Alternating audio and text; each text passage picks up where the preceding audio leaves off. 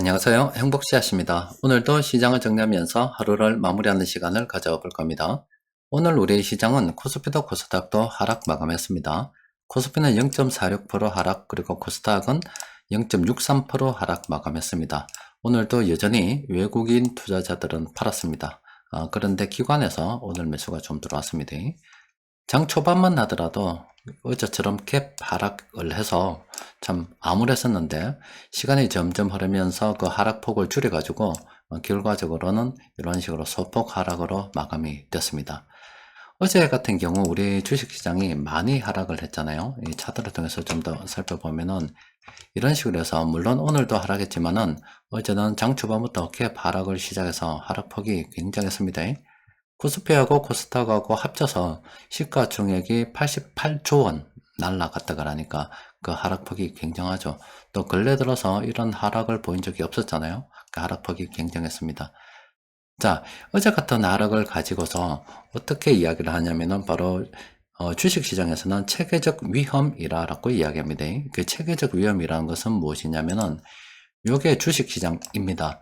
그런데 이 주식시장 안에서 어떤 내부적인 요인이 아니라 그 외부적인 요인에 의해서 시장이 영향을 받아가지고 이 주식시장 안에 있는 어떤 종목들 상황에 상관이 없이 이 외부 요인들 때문에 시장이 크게 하락한 것을 바로 체계적 위험이다라고 하는 겁니다. 주식 투자하려고 그러면 뭐 체계적 위험 그리고 비체계적 위험 이런 것들에 대해서는 반드시 알고 있어야 됩니다. 그런데 그런 것들에 대해서 아직 잘 이해를 못 하시거나 모르는 분들도 계실 수 있기 때문에 공부를 위한 자리를 좀 소개해 드리면은, 제 행복씨앗 여기 그 유튜브 여기 들어오시면은 검색을 통해서 체계적 위험이라고 검색하시면 됩니다. 그럼 예전에 주식시장의 체계적 위험 그리고 비체계적 위험에 대해서 이렇게 정리를 해드렸습니다. 화면에 보이니까 말씀드렸는데, 여러분들 주식 투자도 보면은 많은 종목 보유하게 되죠. 그러면은 과연 주식 투자할 때 한 어느 정도 종목을 보유하는 것이 수익률이라든가 위험 관리 측면에서 적당한가 이런 것들도 있습니다. 그 이후에 아래쪽으로 보면은 주식 투자 위험 관리 전략부터 시작해서 쭉쭉 많이 있기 때문에 공부할 내용들이 상당히 많이 있습니다. 그래서 여러분들께서 참고하시기 바랍니다. 자, 오늘 말씀드리고 싶은 것은 이 주식 시장이 체계적 위험으로 폭락을 했잖아요. 시장 외적인 요인에 의해서 폭락을 했습니다. 그러면은 이 세력들도 우리뿐만이 아니라 이 수많은 이 참가자들이 주식시장에 있는 여러 종목들을 보유를 하고 있게 됩니다. 그러면은 이 시장 외적인 요인에 의해서 이 안에 있는 종목들이 하락을 한단 말이죠. 그럼 각각 세력들이 이 보유한 종목들도 세력들의 관리 의지와는 상관이 없이 이 종목들이 하락을 했겠죠. 그러면 세력들 입장에서는 이 종목들을 가지고서 쭉 분석을 해서 나름대로 이 전략적으로 부여한 종목들이 있을 거다 이 말입니다.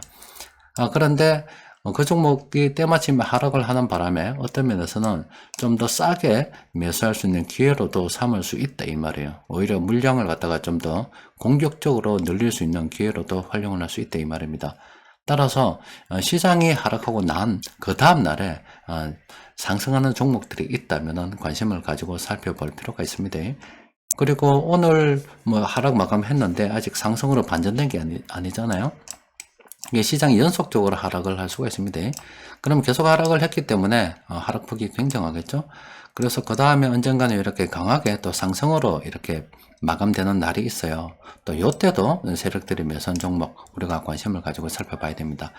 여태 여러분들께 말씀드리고 싶은 것은 체계적 위험으로 인해서 시장이 크게 하락하고 난 다음에 심지어 이렇게 하락하고 있는 이 와중에서라도 세력들이 집중적으로 관리한 종목, 세력들이 포트폴리오에서 담고 있는 비중 있는 그런 종목들을 우리가 알 수 있는 그런 날이 됩니다. 그러니까 상대방의 패를 볼 수 있는 날이 되거든요.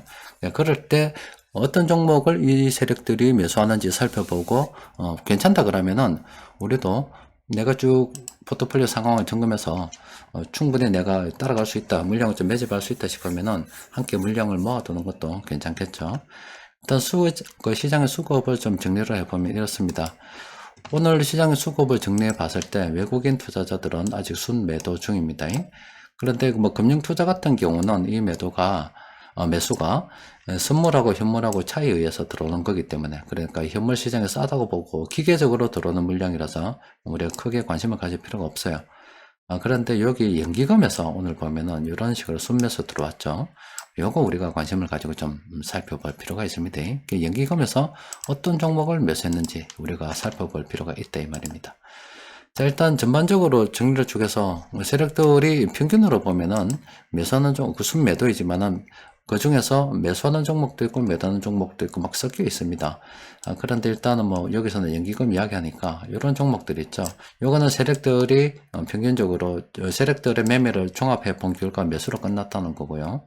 이런 종목들은 그 와중에 연기금도 같이 매수했다는 겁니다. 그러니까 카카오, 두산 에너빌리티, KTNG, 한화솔루션, OCI, LG 이노텍, SKC, 한전기술, 대한항공 이런 종목들은 우리가 관심을 가지고 살펴볼 필요가 있습니다. 연기금에서 포트에 지금 담아가고 있다 이렇게 보시면 돼요.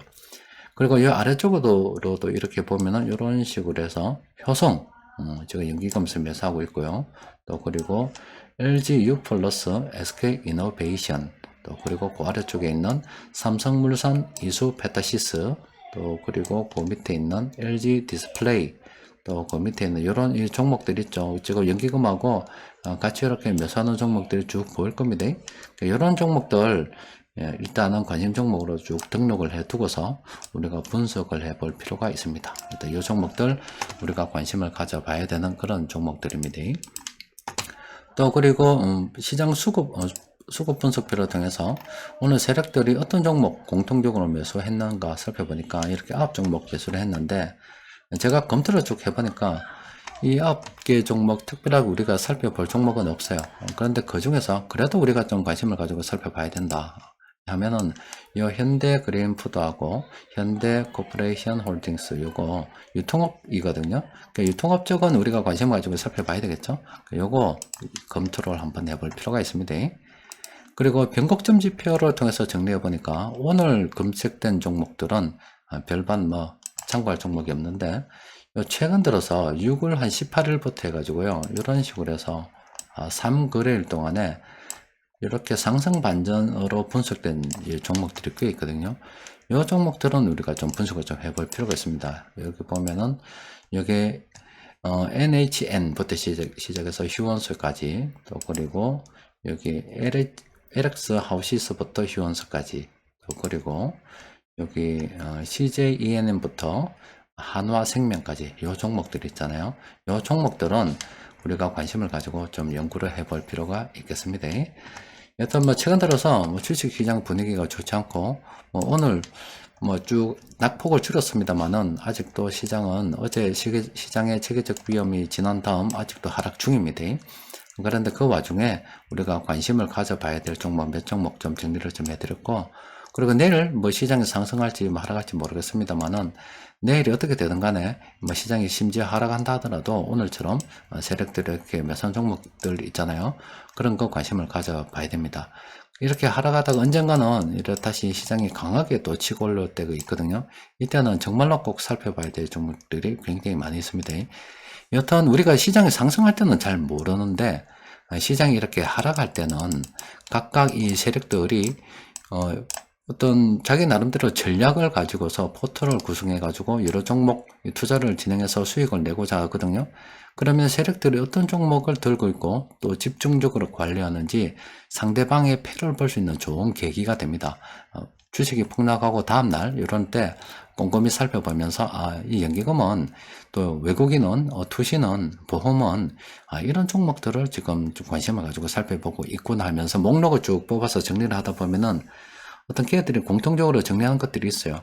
그것들을 모아서 또 뭐 한꺼번에 보기 힘들면은 변곡점 지표 이런 것들을 참고해서 쭉 걸러내고 난 다음에, 그리고 또 괜찮은 거 현금으로 쭉 걸러내고 나면은 옥석을 좀 가려낼 수 있는 좋은 계기가 될 수가 있죠.